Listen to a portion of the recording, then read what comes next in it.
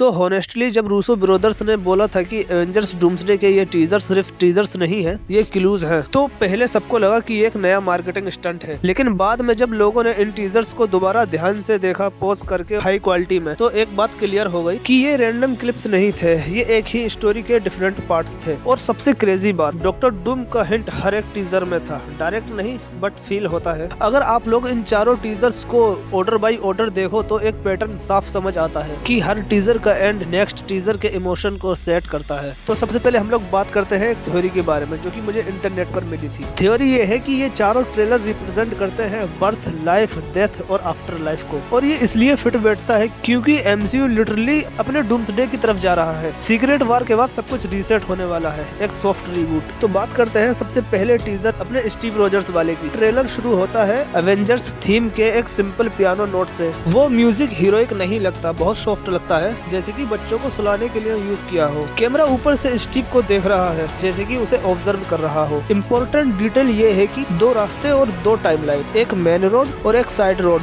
जो कि फील्ड के बीच से गया है। ये सिर्फ विजुअल नहीं है, ये टाइमलाइन स्प्लिट का हिंट है। जब कैप्टन अमेरिका पास्ट में गए थे इन्फिनिटी स्टोन रिटर्न करने के लिए, तब उन्होंने एक नई टाइमलाइन बना दी थी, और हो सकता है कि ये टाइमलाइन वही हो जहां डूम रहता है। ट्रेलर में हमें ये भी दिखाया जाता है कि बाइक पर एक गिफ्ट है पिंक रिबन के साथ, और बाइक भी थोड़ी मॉडर्न है, 1940 की तो बिल्कुल भी नहीं लगती। इसके बाद हमें सीन दिखाया जाता है किसी के स्टेयर्स पे चढ़ने का, और अगर आप लोग ध्यान से देखो तो गेट पे लगे मिरर में हमें एक बंदा दिखाया जाता है जो कि स्टीव तो 100% नहीं है। इस बंदे ने फॉर्मल सूट पहन रखा है जो कि साफ तो नहीं दिख रहा, लेकिन हो सकता है मे बी ये डूम हो या फिर कोई और, पर स्टीव तो नहीं है। और हो सकता है कि ये स्टीव रोजर्स का वो वाला घर नहीं हो जो कि हमें एंड गेम में दिखाया गया था टाइम ट्रेवल के बाद। ये सीन काफी कंफ्यूजन क्रिएट करता है। टीजर देखकर ऐसा लगता है कि स्टीव का वर्ल्ड एक ही है, उसका बेटा। उसके बाद हमें दिखाया जाता है कि स्टीव ने अपना सूट एक फुटलॉकर में रख दिया है। सिंबल क्लियर है कि स्टीव रोजर्स की लड़ाई अब खत्म हो चुकी है, जबकि ऐसा नहीं है। और जब वो अपने बेबी को पकड़ता है तो ऊपर से लाइट आती है। इसका मतलब सिंपल है, स्टीव के लिए अब यूनिवर्स नहीं, उसका बच्चा ही सब कुछ है। तो इस वाले टीजर में हमें दिखाया गया बर्थ।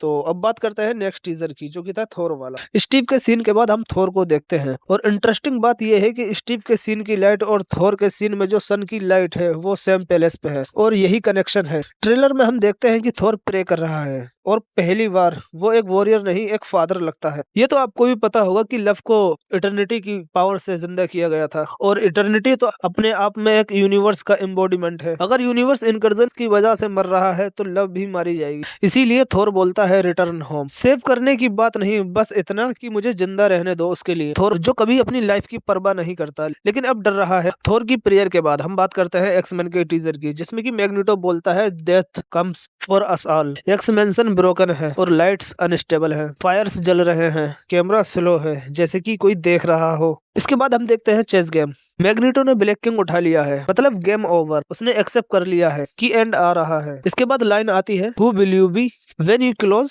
Your eyes. ये सिर्फ डेथ के बारे में नहीं है, ये चॉइस के बारे में है। इसके बाद आता है इन टीजर्स का सबसे बेडास सीन, साइक्लोप्स, जो हमेशा रेस्टोरेंट का सिंबल रहा है, फाइनली अपनी आंखें खोलता है। Upward blast. इनका मैसेज सिंपल है, हम मर रहे हैं लेकिन बिना लड़े नहीं। इसके बाद हम देखते हैं वकांडन्स का ट्रेलर, इसमें कि शूरी एक रेगिस्तान जैसे इलाके में जा रही है। अब ये यहाँ पर क्या करने आए हैं इसके बारे में किसी को कुछ नहीं पता। इसके बाद हम देखते हैं तालोकंस को, जो कि पानी में रहते हैं, लेकिन पता नहीं ये लोग सरफेस पर क्या कर रहे हैं। सरफेस पर रहना तो इनके लिए कमजोरी है। नेमोर का लुक भी काफी चेंज लग रहा है वकांडा फॉरएवर में, और इस टीजर में नेमोर का जो लुक है वो काफी डिफरेंट है, जो कि आप लोगों ने नोटिस कर लिया होगा। फिर हम देखते हैं अम्बाकू को, जो कि अपने आप को वकांडा का राजा बताता है, जो कि हमने वकांडा फॉरएवर के एंड में देख ही लिया था। शूर्य ब्लैक पैंथर है, इसीलिए अम्बाकू किंग ऑफ वकांडा है। फिर हम देखते हैं बेन ग्रिम को, जो कि अभी अकेला ही लग रहा है, लेकिन अगर आप लोग ध्यान से देखो तो ऐसा लगता है कि इस फ्रेम में से कुछ हाइड किया है, जो कि मार्वल इन कामों में नंबर 1 है, जो अपने ट्रेलर्स में से हेरफेर करने में माहिर है। तो यही थे वो 4 ट्रेलर। अगर आप इन ट्रेलर को ऑर्डर बाई ऑर्डर देखो तो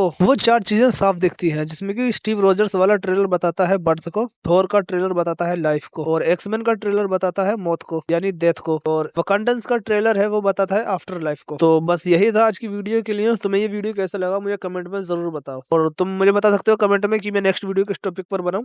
और वीडियो को लाइक कर देना, चैनल को भी सब्सक्राइब करके बेल आइकन को भी प्रेस कर लेना। मैं मिलता हूँ किसी और नेक्स्ट वीडियो में, तब तक के लिए बाय।